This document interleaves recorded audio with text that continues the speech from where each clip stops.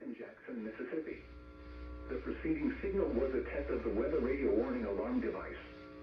During potentially dangerous weather situations, specially built receivers can be automatically activated by the signal to warn of the impending hazard. Tests of the signal and your receiver's performance are normally conducted by the National Weather Service each Wednesday between 11 a.m. and noon.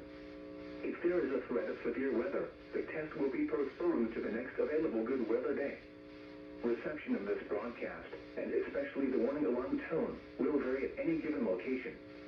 This variability, normally more noticeable at greater distances from the transmitter, can occur even though you are using a good quality receiver in good working order. This concludes the weekly test of the NOAA Weather Radio All Hazards Warning Alarm device.